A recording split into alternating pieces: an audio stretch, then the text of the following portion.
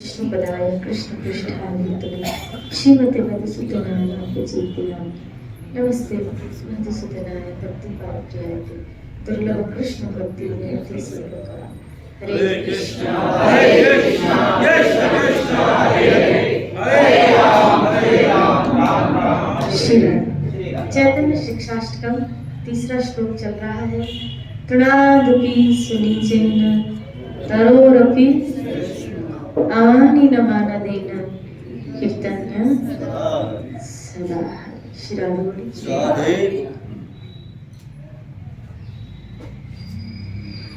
यहाँ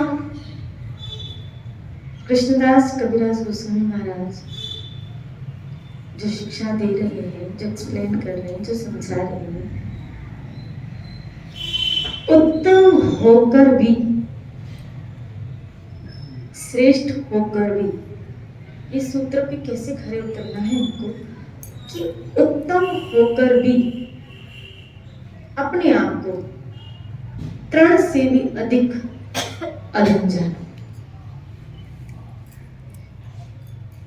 निम्न परिवार में जन्म हुआ, कोई जाति नहीं, और उसमें हम नम्रता दिखाएं तो कोई श्रेष्ठता है ही नहीं।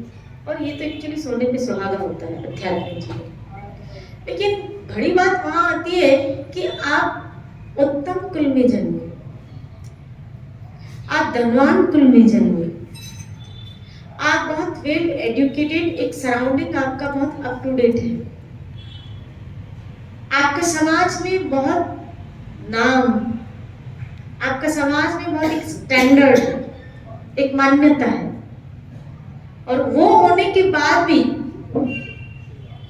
अपने आप को तृण से अधिक छोटा शिरादे यहाँ ये समझाया जा रहा है। शिरादे बोली कि उत्तम होने के बाद भी अपने आप को, अब भगवान की कृपा से कोई ना कोई हर एक व्यक्ति में एक क्वालिटी, क्योंकि जीव गुण और अवगुणों से भरा पड़ा है, और कभी कभी उसको अपने गुण ही दिखते हैं, और गुण की श्रेष्ठता के कारण जो अहम की धरा उसको लेके जाती है, जहां वो अपने आप को श्रेष्ठ और दूसरों को निम्न, क्योंकि वो गुण उसको एक धरा पे, एक क्या बोलते, पहाड़ की चोटी पे पहुंचा देते हैं। लेकिन यही जब संतों के वचन सुनते हैं तब उस चोटी से हम नीचे गिरते कि हम हैं क्या, हमारी औकात क्या है, हमारी असलियत क्या है। और जब हम उनको सब साइड करके, तुच्छ मान के, छोड़ के भगवत शरणागति को, ईश्वर को आगे रख के, और उसकी श्रेष्ठता को, जैसे रानी रत्नावती, माँ मीराबाई, ये हमारे संत प्रहलाद महाराज, एक बहुत बड़ी क्वालिटी है प्रहलाद की, बहुत बड़ी क्वालिटी। खाली ये मत सोचिए कि बच्चा होने के नाते वो एक बहुत बड़े राजा का, और ऐसे राजा का पुत्र है जिसने स्वर्ग आदि समस्त राज्यों के ऊपर अधिकार जमा दिया। और ज्ञान तो कैसा, आप देखो, जिसको गर्भ के में उपदेश मिला वो बातें याद है।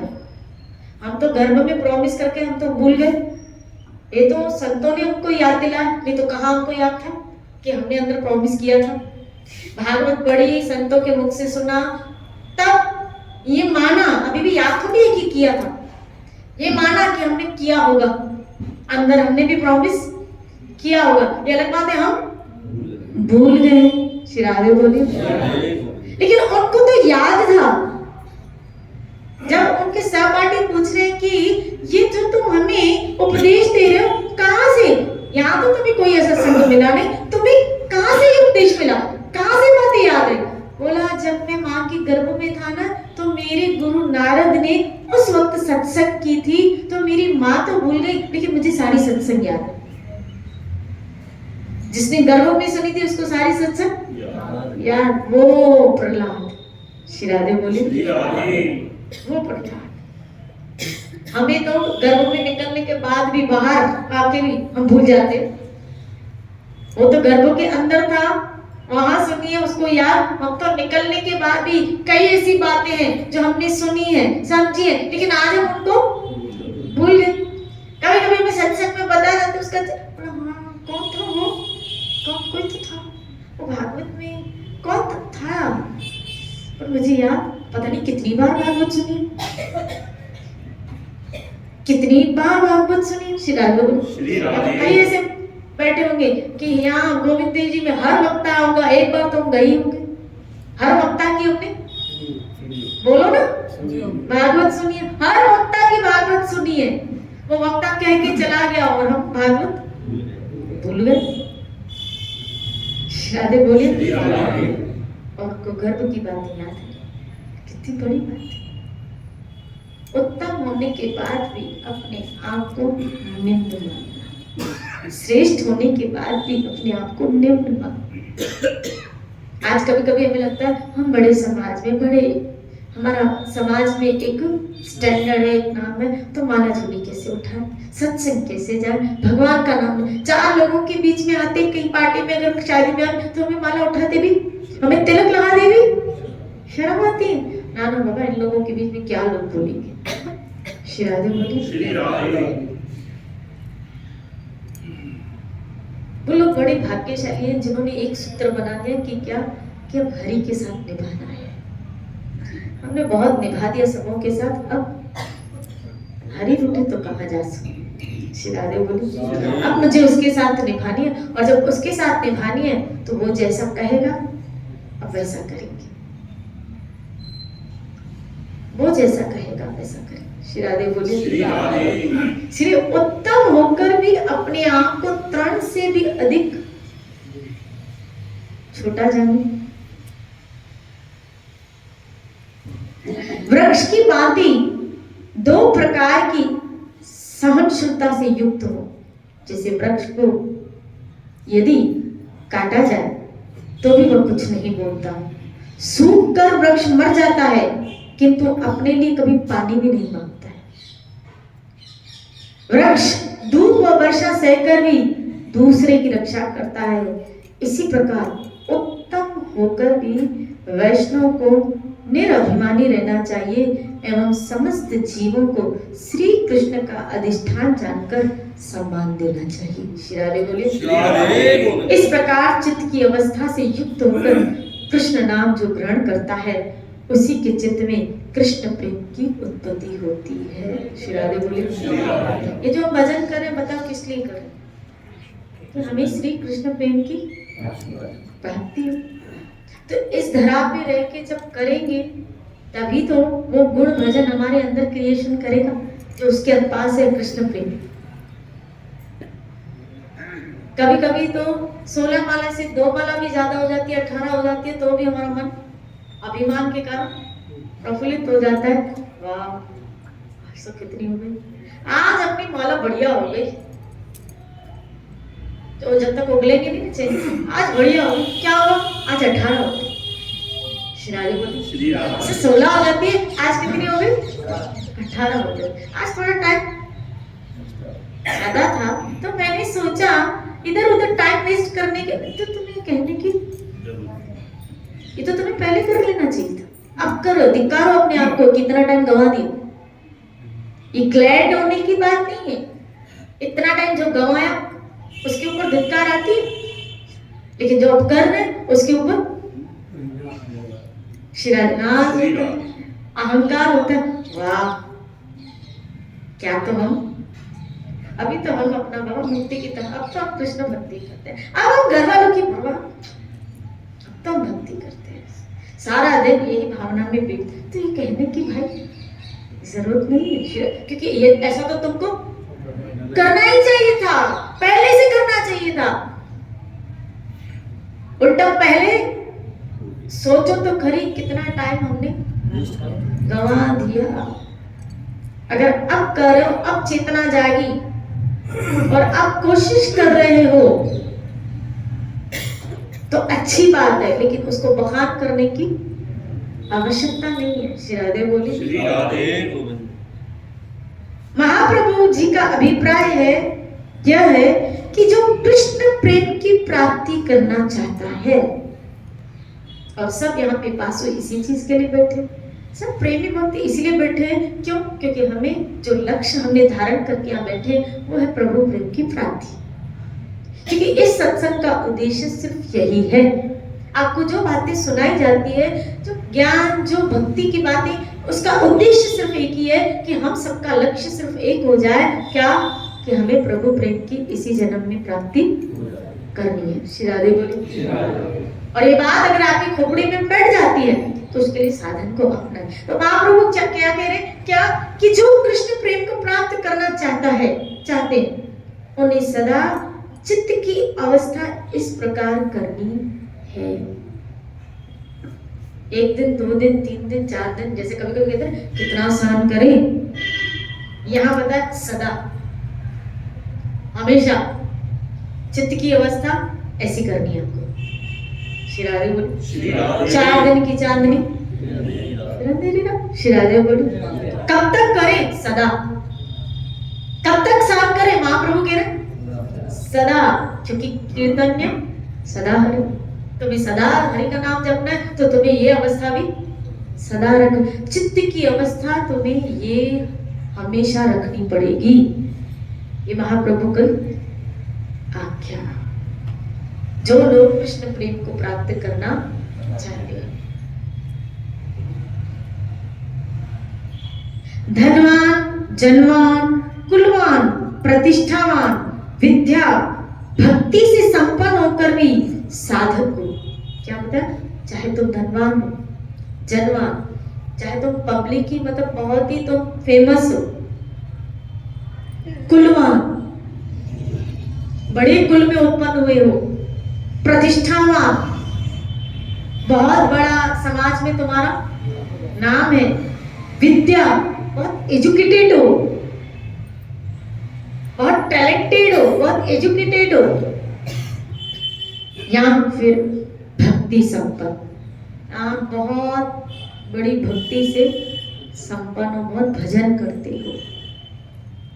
श्री राधे बोलिए। साधक को अपने आप को तृण से भी अधिक तुच्छ मानना होगा। अगर तुम्हें सदा कीर्तन्य हरि, सदा कीर्तन में रहना है तो साधक को भले जनवान, कुलवान, प्रतिष्ठावान, भक्ति संपन्न, विद्या में, किसी भी कला में कितना निपुण क्यों ना हो, उसको हमेशा अपने आप को तृण से भी अधिक छोटा मानना है। श्री राधे बोलिए। अपनी धरा को, अपने स्टेटस को, अपनी मानसिकता को, और मुझे लग रहा है कि अगर लक्ष्य निर्धारित होता है तो सभी बातें आड़े नहीं आती। जिनका ध्यान सिर्फ कृष्ण में और कृष्ण प्रेम, कृष्ण भक्ति, कृष्ण को रिझाने में, कृष्ण को प्रसन्नता में, कृष्ण की सेवा में, उसका ध्यान इन बातों में नहीं जाएगा कि मैं, आप देखो मीरा कुलपति थी लेकिन ध्यान था ही नहीं, क्योंकि उसका ध्यान पूरा कृष्ण में था। वो कृष्ण प्रेम में इतनी रंगी हुई थी कि इतने बड़े कुल में, समाज में उसका नाम प्रतिष्ठा रानी है, होश ही नहीं था। ये डिग्निटियां सवाल जीरो हो जाती है, नील जीरो हो जाती है। भक्ति विनोद महाराज हाईली एजुकेटेड, आप समझते हो, अंग्रेजों के जमाने में, जब अंग्रेजों का शासन था, तब उस जमाने में वो जज थे, और अंग्रेजों ने उनके टैलेंट और उनकी जो मेधा शक्ति देखी, और जब भक्ति विनोद महाराज को भक्ति का रंग लगा, अपने गुरु आश्रित होके उन्होंने सोचा कि मैं भजन में लगूं, ये सब झंझटों से अपने आप को, उन्होंने निर्णय लिया और इस्तीफा दे दिया। लेकिन अंग्रेज शासन के अधिकारियों ने उसका इस्तीफा स्वीकार नहीं किया। अंग्रेजों ने उसका इस्तीफा स्वीकार नहीं किया, बोला नहीं, हमें आप जैसा कार्यकर्ता चाहिए, हमें आप चाहिए। बोला मेरा टाइम वेस्ट होता है बहुत, मैं नवद्वीप से कलकत्ता आऊं, और पहले के जमाने में वो बैलगाड़ियां चलती थी, तो मैं वहां से वहां, बहुत टाइम वेस्ट होता है, मेरा भजन, मुझे टाइम नहीं मिल पाता। बोला बस आप इसकी वजह से, तो हम आपके लिए व्यवस्था करते हैं। क्या?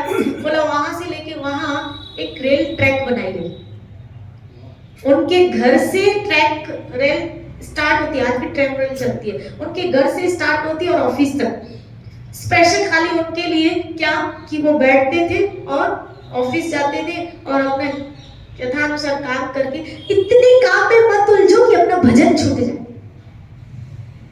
इतने काम में इतने बिजनेस में मत उलझो कि आपका भजन छूट जाए, आपकी भक्ति छूट जाए। श्रील प्रभुपाद एक जगह लिखते हैं कि काम करना है मैं मानता हूं, प्रभुपाद नहीं कह रहे काम करना है मैं मानता हूं, लेकिन इतना गहरा मत घुसो कि आपके काम में से कृष्ण निकल जाए। श्री राधे बोलिए। क्योंकि हमें उतना ही काम करना है जितने से पेट का गुजारा हो जाए, उतना काम करना है जितने से पेट पले, जितने से बाकी समय भजन करना है। क्यों मत्था मुड़िया करते हो और किसके लिए कर रहे हो? श्री राधे बोले। किसके लिए कर रहे हो? जिसके लिए कर रहे उन लोगों ने तो हमारे जीवन में कांटे बो दिए। श्री राधे बोले।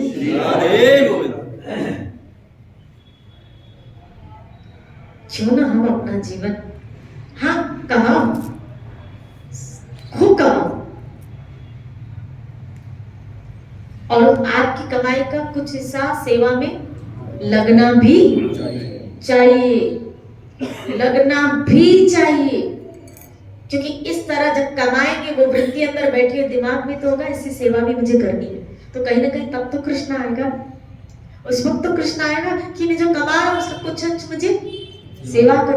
लेकिन उतना टाइम स्पेंड मत करना, भक्ति विनोद महाराज से सीखिए। हालांकि उनके कितने बच्चे थे आपको पता है? कितने बच्चे थे? 11 बच्चे थे, टीम थी क्रिकेट टीम। श्री राधे बोले। तो 11 बच्चों का पालन पोषण आप समझ सकते हो, क्या कमाई या क्या पैसा नहीं चाहिए क्या? लेकिन आप देखो उनका आश्रय भगवान के ऊपर, फोकस पहले किसको दिया? बोला भजन को, नाम जप को, कि पहले मुझे टाइम मिलना चाहिए भजन के लिए। हम भजन छोड़ के कहा संसार में, और जिन लोगों के लिए कर रहे हैं वो तो यही चाहते हैं कि और दो और तुम भले गधे की तरह दिन रात लगे रहो, खाली हमारी मांगे पूरी करो। श्री राधे बोलिए। तुम गधे की तरह लगे रहो, हमें नहीं। अब हमारा मोह है, हमारी आसक्ति, कुछ भी कह लो, या हमारी काम करने की वो वृत्तियां हैं, लेकिन उस वृत्ति को अब धीरे धीरे निकालो। आपको नहीं पता एक आनंद की दुनिया आपका वेट कर रही है, एक आनंद की दुनिया आपका वेट। सोचो वो दुनिया जिसमें कभी कोई जीव कृष्ण का सखा बने, कोई गाय बने, कोई मोर बने, कोई क्या बने, हम भी कुछ ना कुछ बने। लेकिन जब यहाँ कुछ करेंगे तो कुछ बनेंगे। शिराल और यहाँ जिन लोगों के लिए कुछ बन के बैठे हैं उन्होंने तो गधा मजदूरी में लगा दिया। अगर कृष्ण के यहाँ मुझे, क्योंकि कृष्ण की जो लीला है ना सुनेंगे ना तो आपकी भी इच्छा होगी क्या कि उस लीला में हम भी होते तो उस वक्त कितना आनंद आता था। श्री राधे बोले। कृष्ण की एक सखा है जिसका नाम है मत्सुखा, आपने सुना होगा, जिसको मधुमंगल भी कहते हैं। मत्सुखा पुराणों में आता है कि भगवान के सखा नाना प्रकार के सखा है जो उनको आनंदित करते रहते हैं। कुछ उनको हंसाते रहते हैं, कुछ उनके लिए जल की व्यवस्था करते हैं, कुछ उनमें से ऐसे होते हैं जो मालाएं की व्यवस्था करते हैं, फूल चुन के आते हैं और उनके लिए माला। कुछ ऐसी व्यवस्था हैं, कुछ ऐसे सखा हैं जो इनका सखियों से मिलाने का काम करते हैं। कुछ ऐसे सखा हैं जो इनकी सेवा के, कुछ ऐसे सखा हैं जो इनकी पान पीड़ा इनको बना के देते हैं। मतलब अलग अलग, और उनकी सेवाएं सबों की अलग अलग बंधी हुई। अब मनसुखा जो था उसकी सेवा क्या थी? ठाकुर जी को हंसाना। श्री राधे बोले। वो ठाकुर जी को आनंदित प्रसन्न करने के लिए, हंसाने के लिए, उनको आनंदित करने, भगवान जिसका नाम मुझे सबको आनंद देते हैं, उनको भी कोई आनंद देता है, वो है उनके भक्त। श्री राधे बोले। तो मनसुखा पौर्णमासी का पुत्र होता था, माँ बाप नहीं थे इसको, ब्राह्मण था लेकिन थे बड़े गरीब। एक दिन यशोदा ने, सब सखा आए हुए थे, तो लाला ने, ठाकुर जी ने मैया से कहा, मैया आज मेरी इच्छा है मेरे सखा मेरे साथ भोजन करें। और मैया को जोर नहीं आता था, हाँ ठीक है आज पार्टी यहाँ पर थी। श्री राधे बोले। मैया ने भोजन बनाया और सब सखा बैठ गए और घर में क्या होने लगी, पार्टी हो गई। श्री राधे बोली। सब सखा बोला, कृष्ण कहने लगे आज तो मैया के हाथ का हम सब क्या खाएंगे, भोजन खाएंगे, मैया के हाथ का भोजन खाएंगे और बड़ा आनंद आएगा, बड़ा स्वादिष्ट। अब जल्दी जल्दी यशोदा ने रसोईया बनाई, तैयार की, सब सखाओं को कहा सब लाइन से बैठ जाओ। कृष्ण भी बैठ गए, सब बैठ गए और मैया क्या करती जा रही थी, परोसती जा रही थी, सब परोसती जा रही थी, तो सबको परोसे। लेकिन मनसुखा का जो ध्यान था वो ऊपर, बार बार ऊपर देखे। आखिर यशोदा से रहा न गया और पूछे, यशोदा ने पूछा कि रे मनसुखा तो घड़ी घड़ी ऊपर क्यों देख रहा है, क्या बात है जो ऊपर देख रहा है। बोला मैया मैं सोच रहा हूँ ये छत कहीं गिर न जाए, छत गिर गई, छत गिर न जाए। बोला किसके ऊपर, बोला इनके ऊपर। बोला तू भी तो है, तू भी तो है इसमें, क्या छत तेरे ऊपर नहीं गिरेगी। बोला नहीं मेरे ऊपर नहीं गिरेगी। बोला क्यों, तू दूध का दूल्हा है, जब ये छत गिरेगी तू इस छत के नीचे बैठा है, ये दबेंगे तो तू नहीं दबेगा। बोला नहीं मैं नहीं दबूंगा। बोला क्यों भाई, यशोदा को आश्चर्य हुआ कि आखिर, बोला क्यों, तू क्यों बच जाएगा। बोला जैसे, बोला सामने एक डिश पड़ी थी जिसका नाम था तस्मई, और यशोदा वो उसको देना भूल गई थी, उसको नहीं दिए थे। तो बोला जैसे सारी डिशेस में तस्मई तुमने मुझे नहीं दी, आपने मुझे नहीं दी, वो बच गई तो मैं नहीं बच सकता। ये बच गई मेरे पास नहीं आई तो मैं भी तो बचूंगा। श्री राधे मैया ने कहा अरे ये तो मैंने जानबूझ के तुझे नहीं दी। बोला क्यों। बोला देख तू ब्राह्मण है और ये कच्ची सब्जी है, वो पकाई भी नहीं थी प्रॉपर, तो बोला ये कच्ची पकी सब्जी है, तू ब्राह्मण है तो ब्राह्मण को मैं ऐसी सब्जी। बोला किसने कहा मैं ब्राह्मण हूं, आपको किसने कहा। तेरे गले में जने हुए। उठा मनसुखा और तुरंत जने उठाया और फेंका। बोला आप बता मैं ब्राह्मण हूं। बोला नहीं तो। बोला जल्दी मुझे ये सब्जी दो। श्री राधे ठाका मार के ठाकुर जी जोर जोर से हंसने लगे कि वाह मनसुखा, क्योंकि एक मनसुखा ही था जो कृष्ण को हंसा सकता था। ठाकुर ऐसी कई मनसुखा की लीलाएं आई है पुराणों में, जो ठाकुर जी को हंसाने के लिए मनसुखा खेल खेलता था। कभी उल्टा लटक जाता था पेड़ के उल्टा लटक जाता था और बंदरों की तरह नाचता, एक्टिंग करता था और कृष्ण उसको देख के मुस्कुरा देते थे। एक दो और सखा थे इनकी टीम के जो सिर्फ कृष्ण को हंसाने का काम करते, और कृष्ण मनसुखा के बगैर कहीं भी भोजन तो करते ही नहीं थे। क्योंकि मनसुखा बड़ा कई लोगों का नेचर जॉली नेचर होता है, तो ऐसे मनसुखा का नेचर बहुत। एक बार तो उसने क्या किया, कौन था, श्रीदामा था या सुभद्रा कोई, तो कृष्ण ने कहा कल हम वन यात्रा करेंगे। कल क्या करेंगे हम, वन यात्रा। वन यात्रा अर्थात सब वन में अपने अपने घर से लेके आना और हम खाएंगे। श्री राधे बोले वन यात्रा करेंगे। सब खुश बच्चे और सब ने अपनी माओ को बोला और सब गोपियों ने इनको नाना प्रकार के व्यंजन बना के दिए। तो सुबल जो था उसको उसकी माँ ने बेसन के लड्डू और एक बड़ी छाती टन के चढ़ा था। इधर मनसुखा गरीब था, इसको कुछ ऐसा बना, मठरिया कुछ ऐसी बना के दी छाछ जी और मठड़ियाँ बना के दी थी इसको। तो मठड़ियाँ वो लेके से आ रहा था, लेकिन सोच रहा था जब ये पोटली खुलेगी तो मेरी तो बेइज्जती होगी, क्योंकि सब पता नहीं क्या क्या लेके आए।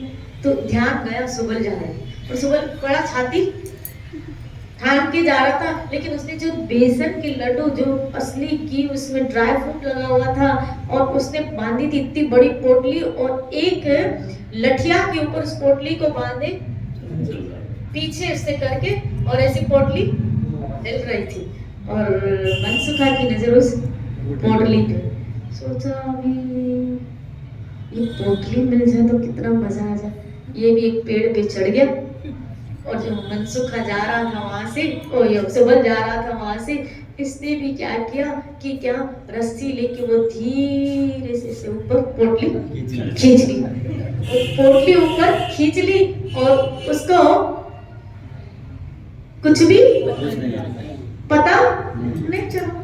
अब कुछ भी पता नहीं चला, लेकिन उसके बदले में उसने क्या ऊपर आया है कि उसने एक पहले पोटली बना दी, और उसमें कले वो क्या होते हैं कनेर के फूल, अपने वो बहुत कड़वे होते हैं, कनेर के फूल होते हैं बहुत कड़वे होते हैं, उसने कनेर के फूल ऐसे ही इकट्ठे करके पोटली में वो पोटली उसमें डाल दी, लगा दी।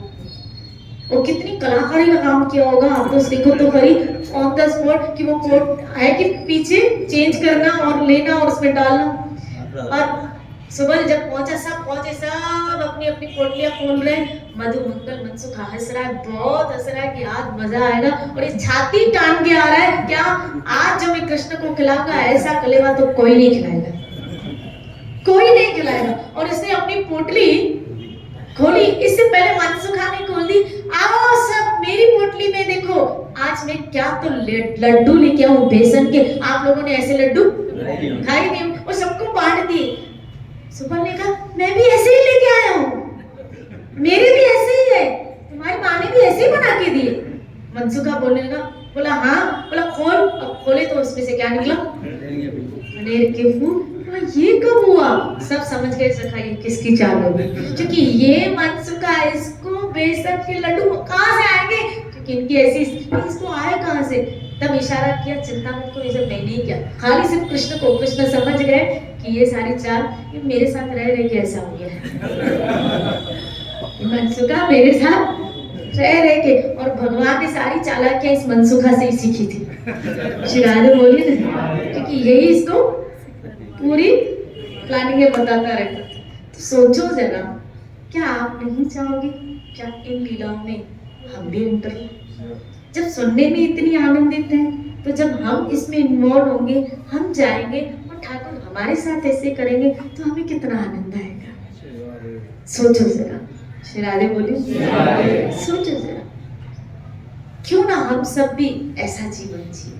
और इसलिए महाप्रभु यहाँ कह रहे कीर्तन के सदा कि तुम्हें अपने लिए मान कभी, तुम भले कितनी उत्तम क्यों ना हो, लेकिन यहाँ भक्ति करके अपने आप को नम्र, कोई वैल्यू कोई औकात नहीं, अपना भजन करो और खाली सोचो कि मुझे कृष्ण के साथ कृष्ण की लीलाओं में जाना है, मैं भी कृष्ण के साथ खेलूं, मुझे भी वो आनंद मिले, मैं भी मेरे ठाकुर को वो आनंद दूं और उनकी लीलाओं का आनंद मैं भी लूटूं वहां जाके।